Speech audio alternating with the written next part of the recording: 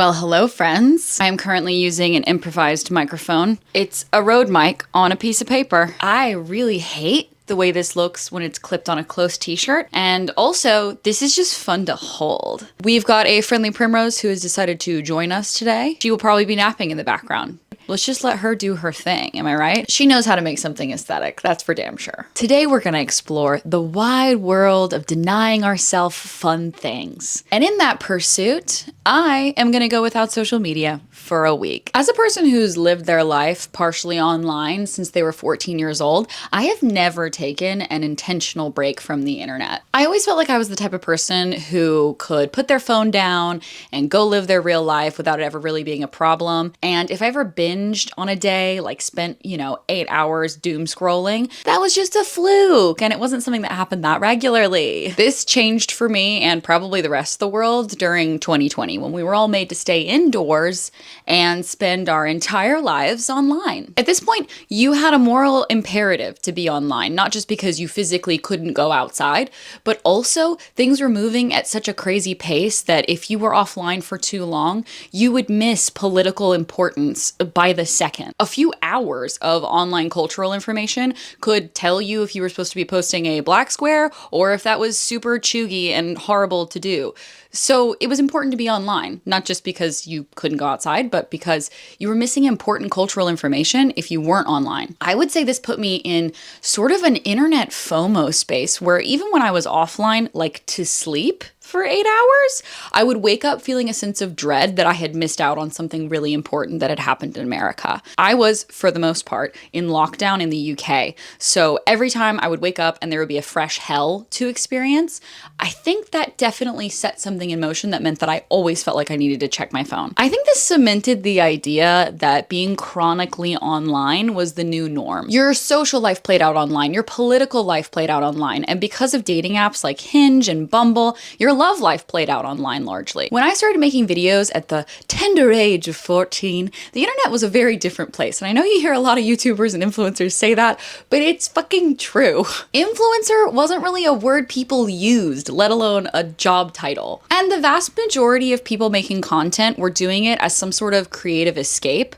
or as in my case, as lonely teenagers looking for community online. But over the course of the last decade, the internet and social media companies in general have bent their will to the almighty dollar, and monetization has become king. YouTuber as a title is less of an insult and more a legitimate career path. Brands that relied on print media and cable advertising are now dead in the water without social media campaigns. The eyeballs garnered online are more important than ever to make money, and they dictate everything. Like, what political causes you care about, what the shoe of the spring is, and who gets to be co-president. The trajectory the internet has taken from nerdy haven, hopeful for connection, to universally used hellscape for misinformation and consumerism has been a really, really hard turn, and it has led to a lot of people making these detoxing videos. And I've watched a lot of these videos myself, and I see them in the same way that I see videos about people de-influencing, right? Like de-influencing you on makeup, de-influencing you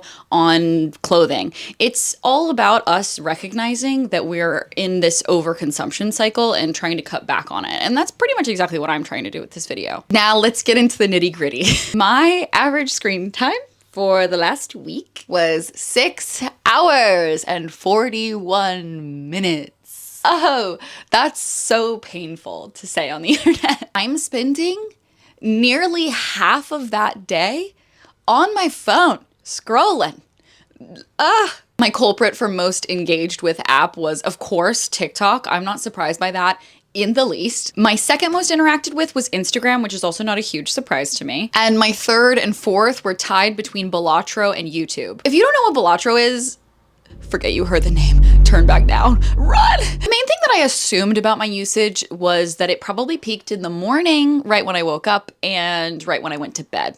That was my assumption, and it was completely incorrect. My usage was all over the place. Sometimes it peaked in the morning when I woke up, sometimes it peaked in the afternoon slump, sometimes it peaked at lunch when I was bored, sometimes it peaked in the morning when I was doing my morning constitutionals. And honestly, this felt like a bit of an attack on my very scattered brain patterns. Now let's take a brief break from the video to thank my paid partner, BetterHelp. Ah, springtime, a time of renewal and change. And for a lot of people, increased anxiety levels. Whether it's because you want to be your best self in this new change and the pressures of feeling like you need to get into a significant workout routine, fix your relationships. Anxiety often peaks during late springtime, and my pain partner, BetterHelp, can help you connect with a therapist who can provide support. The majority of BetterHelp members seek support for anxiety, and 69% of members report improved anxiety symptoms after 6 weeks of therapy on BetterHelp. It's easy to start. Just fill out a questionnaire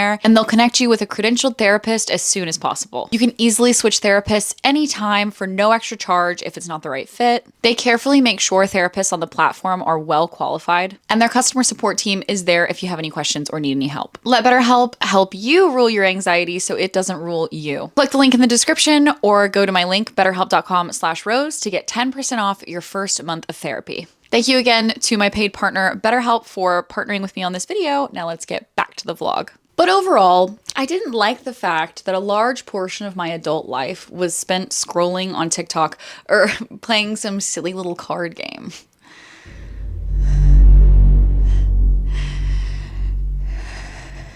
So I decided to take a break for a week. The rules were pretty simple, just no social media for entertainment for a full week. That meant no Instagram, no TikTok, no Balatro. I know it's a card game, but it was a fucking time suck for me. So none of that. Nothing that could sink me into my phone and make me look down instead of looking up at the world. My Sunday morning hit a little different this time.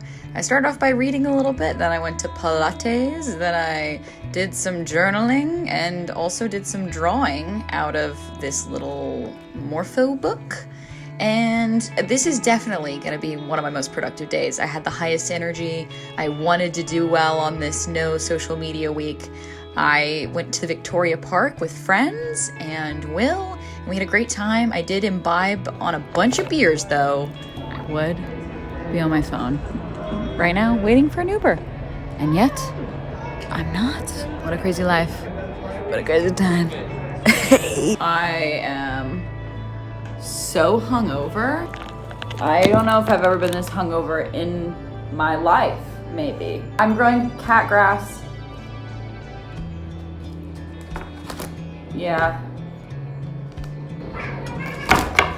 You guys! And I spent the rest of the day doing practically nothing productive except for reading. Good morning, it's Tuesday, you guys. I'm moving into my little art studio today. What? Do you want to come with? Should we go together? Do you want to come with me? Be my beautiful doll? No, she does not want to do that. Do you want to eat some cat grass? I always think about that meme that's like, she can take a good pet. That's Primrose. Anyways, I've just been gathering all of my artsy fartsy things. Actually, Primrose is sniffing the bag right now. We're gonna move everything over today. And then I'm gonna have a whole new lease on this week. We're going into artsy fartsy territory. The move into the art space was funny because I just felt really awkward about recording myself. I mean, the whole point of this was so that I could have a space to do my art and record it, but I'm awkward. So another day of filling time up. I'm gonna go to the art studio, gonna do some art. But before we could do that, tragedy struck. And by tragedy, I mean Primrose getting a yeast infection in her ears. Yep, that's a thing. For the first time ever, Primrose had to be rolled up like a little burrito. Ugh, I feel so bad for her, but it's like, girl, get it together. But on the plus side, I went to a gorgeous art store. And then I checked my little color palette book and picked out some colors for my new painting. And again, I'm just like so awkward trying to record stuff in here. I didn't even turn on the overhead lights because I didn't want to like press the wrong button and then make lights go over someone else's desk, and then I would have felt so awkward. Anyways, I got a good start on the painting though, and also spring is springing. It's looking so beautiful. We went to Southwest London to go visit Will's parents, and then we came home, and then I spent the rest of the week painting and also gaining a little bit more confidence in doing this because I had to like stop being awkward and shit. Like I'm paying for this studio space. Like, do it. Also, I kept this in because this is so satisfying. Like, this is such a I love pulling these lines. But anyways, I had to get over myself, and I did. because you know what? I'm like every other good paying artisan in these little cubicles that we're in, so I might as well use my space and my time to paint cool things. And kind of amazingly, I finished this painting on the final day of this challenge. Whoopee! So, I spent a week without social media and I cut my phone usage down to, drumroll please, an hour and 59 minutes daily. That means that I reclaimed a daily amount of 4 hours and 42 minutes of my life, which is about 33 waking hours in a week, which is insane to think about. I got a full day back. I got over 24 hours. I got a day and a half back of my life of doing other things than looking at my phone. That was 33 hours of painting and going to see friends and walking in the sunshine when it was out in London. It was petting my cats. It was hanging out with Will. It was reading books that were really good. It was just doing everything that wasn't staring down and into my phone. The main thing that I gleaned from my week without social media is that A, it's really not that hard to do this once you get past the habit of picking up your phone every time you're bored.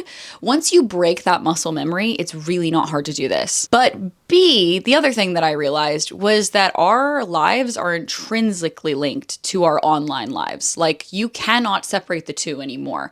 I missed out on DMs on Instagram that were friends from America that were visiting London, and I didn't get to see them because I didn't want to check my Instagram. That's one of the only places that they could contact me. If I had just checked my DMs, I could have seen my friends more, which sounds silly and arbitrary. It's like, well, just check your DMs and then close the app. But I didn't want to be in the ecosystem. I just wanted to shut off for a week. And the problem is that no one else is shutting off for that week.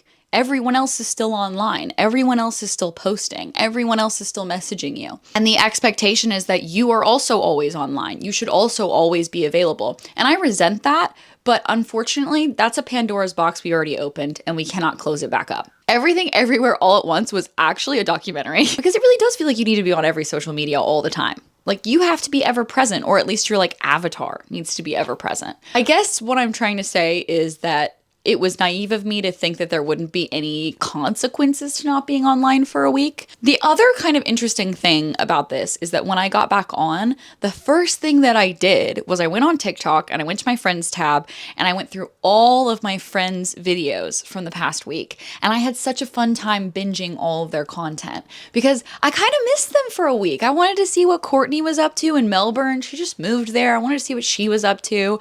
I wanted to see what my friends in Canada were up to. I have never been more connected in my life than I have been in the last couple years because we all were forced to go online together. So it's this funny thing where it's like, yes, it makes you very separated to be down in your phone and not looking around at the real world. But also, I have so many friends that I consider friends on TikTok, on Instagram, that I was really excited to catch up with when I got back online. I think by labeling my social media usage as endless scrolling or doom scrolling, I discredited how much time I spend actually connecting with people, whether that's through comment sections or DMs or just interacting with other people's content that I consider a friend. The other thing that this did for me for a week is that I was able to completely ignore whatever fresh hell was spawning out of the White House for a week, which was awesome. That part felt really good.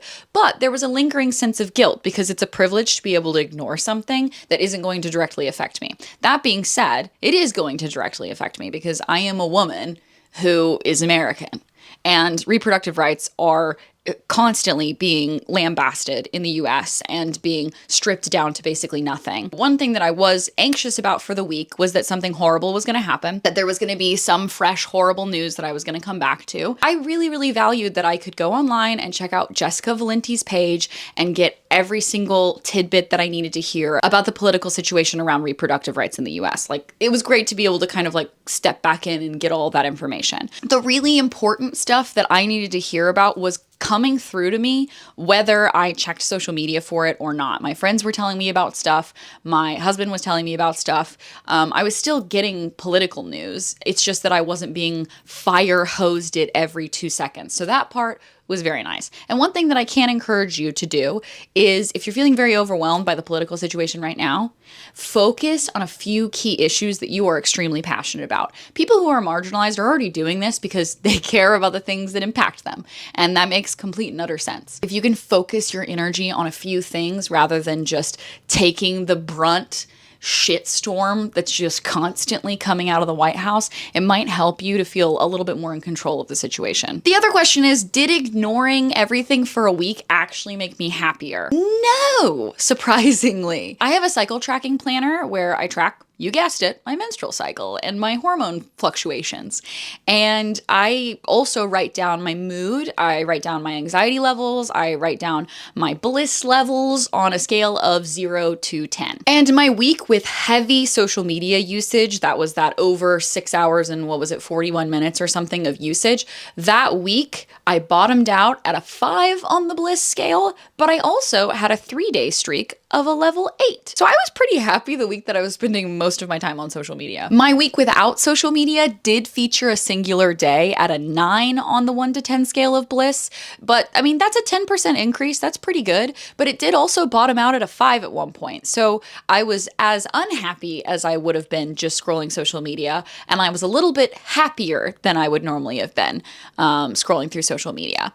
And again, you know, I am a woman with a cycle. In this journal, I'm also tracking my hormonal changes, so I am very aware that I have days of the month that I am inherently happier and inherently more stressed.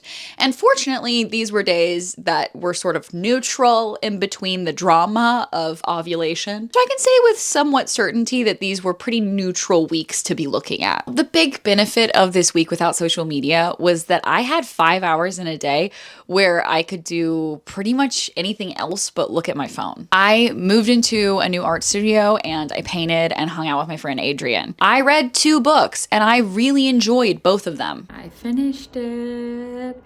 Did I cry about 15 times? Yeah. You need to read this, you need to read this, you need to read this, please read this. If you haven't read Orbital or Demon Copperhead, the lengths of those 2 books could not be more different, but I'm telling you, read both of them. I went out with friends and I went on walks. I hung out with my husband. I spent all of my time looking up and out rather than looking down and in. And I think that alone was a great shift. My life felt longer. Like, I don't know how else to explain it, but it felt like my time got extended. And maybe it's because it's so easy to get into a time suck when you're on your phone. But when you're experiencing new and novel things out in your life, things go slower. Like, I'm enjoying and savoring my life a little bit more. I mean, honestly, I don't want my headstone to read, "Here lies Arden, consumer of mukbangs." But to get anything other than that etched into stone for all of eternity, I gotta get out and do the things that I want written there. I gotta paint. I gotta dance. I gotta go out with my friends. I gotta participate as a human being in this world outside of a virtual reality. I gotta live Moss. So I encourage you to take a look at your social media intake and figure out a way to use it mindfully, whether that's taking a week like this to detox and do something new with your friends, start a new hobby, start pottery, start painting, doing something a little different. Or maybe that means you need to delete apps off your phone that you know are trigger points and huge suck holes. Like, I don't know, card games. Anything that helps you move more mindfully from your online life to your primary life. Okay, now that this stupid test is done, I'm gonna go scroll on TikTok for 4 hours.